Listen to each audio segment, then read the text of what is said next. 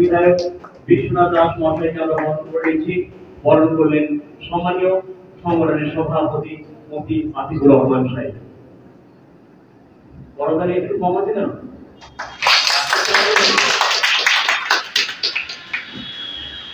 অনুরোধ করব সম্মানীয় ভিআইপিকে বরণ করে নেওয়ার জন্য। বরণ রাখালে আবারও বলছি আপনারা বড়দানি দেবেন।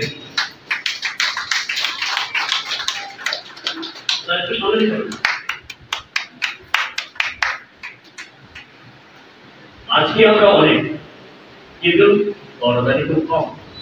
কেন এখন হবে আমরা একটু ভাবি। তাই এরপরে যখন দেখবো সবাই আমরা বড়দানি দেবো তো নাকি?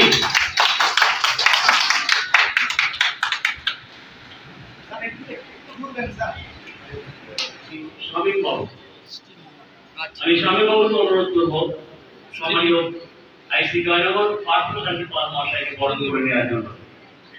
বরণ করছে কিন্তু হাতে না।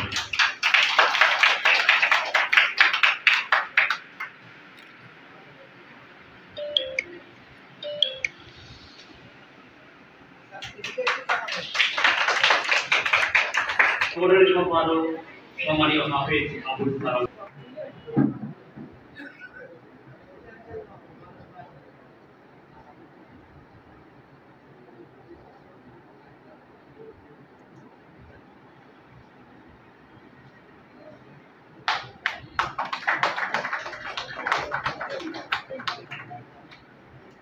এরপরে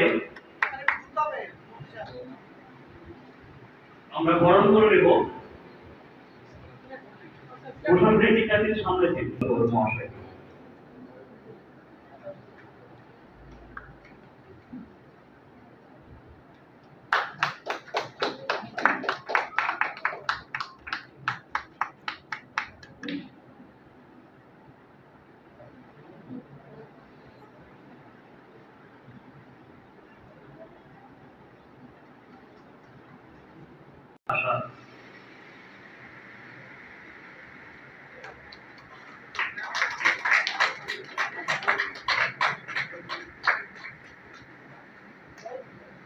এরপরে আমরা যাকে বরণ করে নেব তিনি হাততালিয়া মানব সেবায় নিয়োগ সহযোগিতার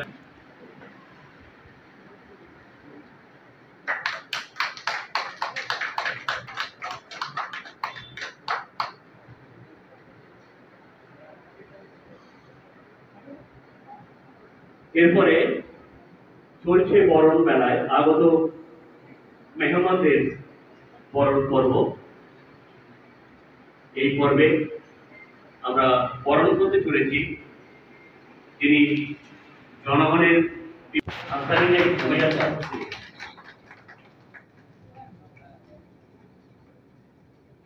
এরপরে আমরা বরণ করে নেব আমাদের মধ্যে উপস্থিত হয়েছেন সম্মানীয় রহমতুল্লাহ মহাশয়।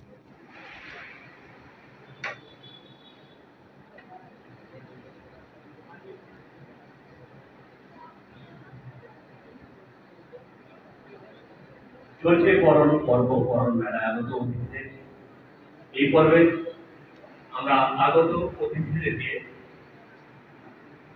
প্রায় বরণ পর্বে শেষাগত। কিন্তু আপনারা জানতে পারছেন যাদের উদ্যোগে আমাদের আজকের এই উপস্থিতি, সেই সম্মানীয় হাততালিয়া মানব সেবার সম্পাদক সম্মানীয় হাফেজ আবুল কালাম সাহেবকে বরণ করে নেব। বরণ করবেন আমাদের মধ্যে উপস্থিত হয়েছেন আজাদ বার্তা পত্রিকার সম্পাদক সম্মানীয় জাহাঙ্গীর জান সাহেব।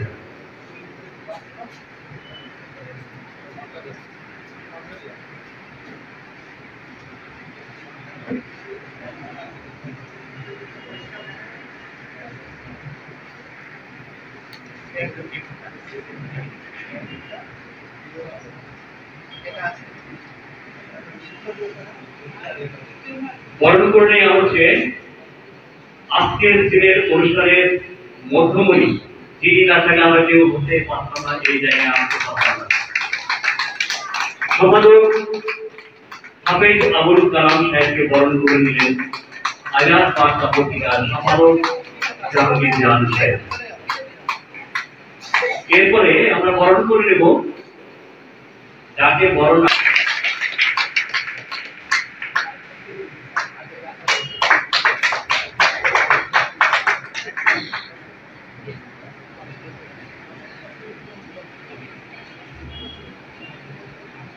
এতক্ষণ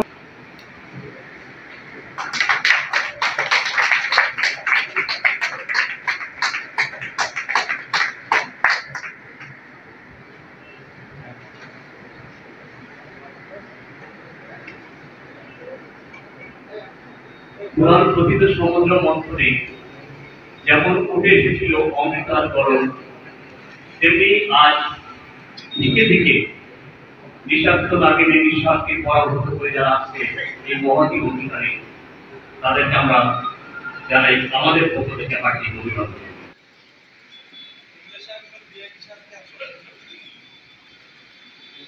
সম্মানিত বিধায়ক সাহেব, প্রতিবন্ধী ছাত্রদের মানসিকতা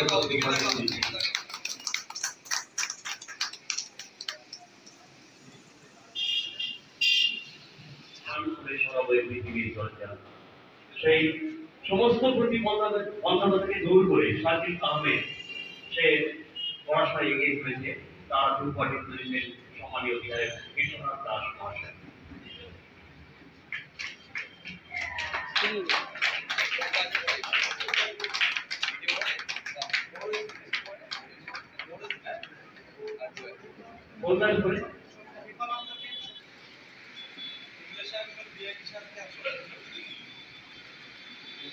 সম্মানিত বিধায়ক সাহেব, প্রতিবন্ধী ছাত্রদের মানসিকতা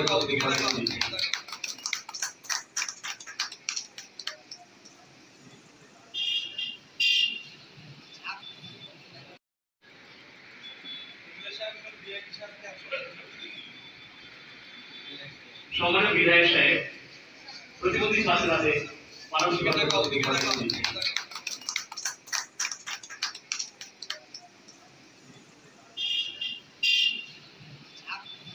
অন্যান্য কার্যকরী সমস্ত অনুষ্ঠানকে নিয়ে যে প্রয়াস সত্যি খুব একটা দারুণ সাফল্যের দিকে এগিয়ে চলেছে। আমি বলবো হাক্কানিয়া সংগঠনকে যে এই ব্যাপারে যেন এই প্রয়াস আরো ওরা এগিয়ে নিয়ে যায়। আবুল কালাম সাহেবের সঙ্গে বেশ কয়েকদিন আগে আমার কথা হচ্ছিল, তো উনি বলছিলেন যে কিভাবে কি করা যেতে পারে, একটা কিছু কাজ কিভাবে আমাদের তাহলে সমাজকে আরো বেশি এগিয়ে নিয়ে যেতে সাহায্য করবে। আমি বললাম যে আপনি সব থেকে ভালো হয় আমাদের যারা ছেলে মেয়েরা এখন আছে, যারা আগামী যে ভবিষ্যৎ, তাদেরকে উৎসাহিত করার জন্য কিছু কাজ করুন না।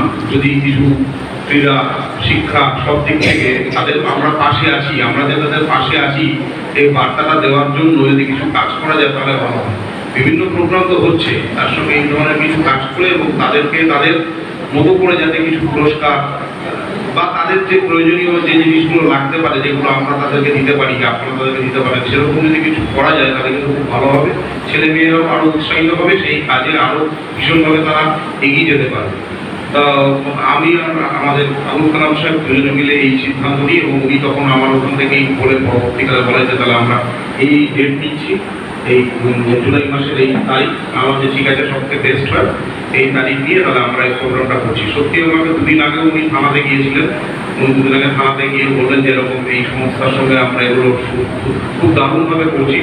আমি ওনাকে বললাম যে আমি অবশ্যই আমরা 14 তারিখ ওখানে আপনার ওখানে যাবো। তা আজকে এসে যেটা দেখছি সত্যি খুব ভালো লাগছে যে এখানে সমস্ত ছাত্রছাত্রী যারা প্রত্যেকেই আছেন, অন্যান্য মায়েরাও আছেন। তো আমি আবুল কালাম সাহেবকে বলবো যে মাঝে মধ্যেই যেন এরকম প্রোগ্রাম করে একটা বার্তা দিতে হবে এই সংগঠন এবং তার সঙ্গে প্রশাসন। আজকে প্রশাসনের সমস্ত স্তরই আমরা আছি, আমাদের এমএলএ সাহেব আছেন, আমাদের ডিআইজি স্যার আছেন, তো আমরা সবাই আপনাদের পাশে আছি। এই বার্তা দিয়েই আপনারা এগিয়ে চলুন এবং এরকম মাঝে মধ্যে আপনারা এই কাজ করুন, তার জন্য আমাদের যে সহযোগিতা দরকার আমরা সবসময় আপনাদের পাশে থাকবো। মহানবী হযরতে মুহাম্মদ রাসূলুল্লাহ সাল্লাল্লাহু আলাইহি ওয়াসাল্লামের জামাতা বিশ্বের চতুর্থ খলিফা হযরতে আলী রাদিয়াল্লাহু তাআলা আনহুকে কেউ জিজ্ঞাসা করলেন মানুষ এবং পশুর মধ্যে পার্থক্য কি? মানুষ এবং পশুর মধ্যে পার্থক্য কি?